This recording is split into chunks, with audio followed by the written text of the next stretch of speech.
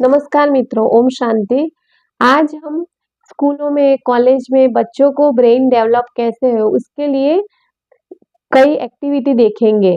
तो सबसे पहले हम देखते हैं कि बच्चों को ब्रेन डेवलप होने के लिए एक हाथ में जैसे आरती है और एक हाथ में घंटी है। तो थाली लेके जैसे भगवान को आरती करते हैं वैसे आरती करते हैं और घंटी बजाते हैं। ऐसे तो उससे भी बच्चों का ब्रेन डेवलप होता है दोनों हाथ से एक्टिविटी करने से। तो हम देखते हैं ना कि धर्म और विज्ञान साथ में जुड़ा हुआ है। जैसे हमारे मंदिरों में भी आरती और घंटी दोनों साथ में बजाते हैं, तो वैसे इससे भी ब्रेन डेवलप होता है। दूसरी एक्टिविटी है, जैसे टीचर भी बताते हैं ना कि बच्चों के कोई बच्चा गलती करता है तो कि कान पकड़ो। तो ये कान पकड़ने से भी जैसे कई चीज कहीं कहाँ रखी है वो याद नहीं आते, तो ऐसे धीरे धीरे कान को पकड़ते हैं तो वो याद आ जाता है। तो इससे भी ब्रेन डेवलप होता है।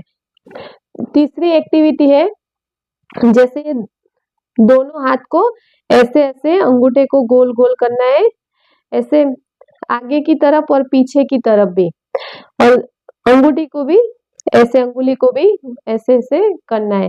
फिर ऐसे सारी अंगुली को ऐसे ऐसे करना है, उससे भी हमारा ब्रेन डेवलप होता है। फिर एक और भी आपको सबको पता ही है कि ज्ञान मुद्रा में बैठने से जो ज्ञान लेते हैं वो जल्दी याद रह जाता है।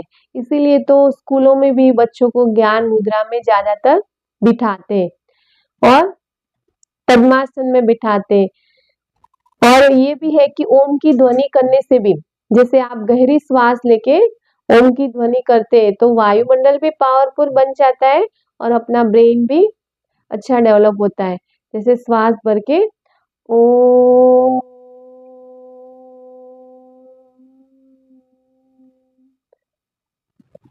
फिर और भी एक एक्टिविटी है, जैसे कई बार बच्चों स्कूल में आपस में लड़ते रहते हैं, तो उसके लिए बच्चों को बताना है कि ये मुट्ठी बंद कर देना है एक बच्चे को, और दूसरे को बोलना है कि उस वो मुट्ठी को खोलना है।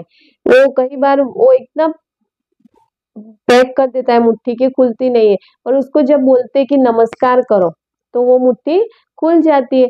वैसे वो बच्चों को बताना है कि जैसे हम झगड़ा ज्यादा करेंगे किसी के साथ तो अपनी बात बनेगी नहीं, पर जब हम नम्र बनेंगे तो जल्दी वो बात बन जाती है। फिर एक दूसरी एक्टिविटी है कि जैसे बच्चों को बताना है कि अपने हाथ में एक मैग्नेट है और आंखें बंद करना है और दोनों हाथ एकदम पास में आ रहे, एकदम पास में आ रहे, तो वो एकदम पास में आ जाते हैं। और उतनी जगह रख के सोचना है कि दोनों हाथ दूर दूर जा रहे, दोनों हाथ दूर दूर जा रहे।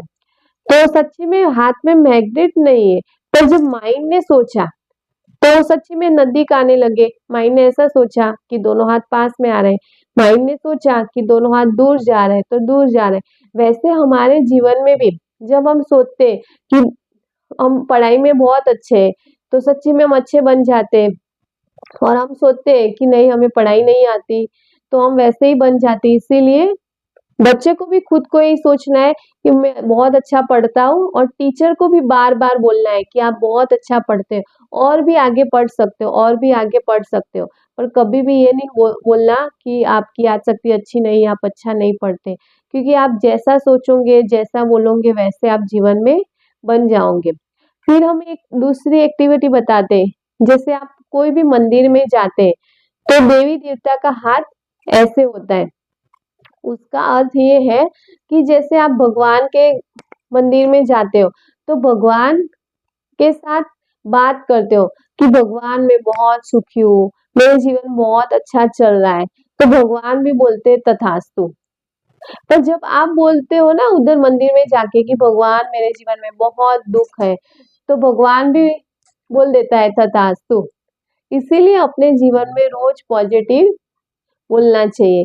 फिर एक थैंक यू की भी एक्टिविटी है कि जैसे हमारा जन्म हुआ तब से लेके आप वो डेट लिखो कि हमारे जीवन में कितने सारे लोगों ने मदद की है, तभी हम जाके ये जीवन जी रहे।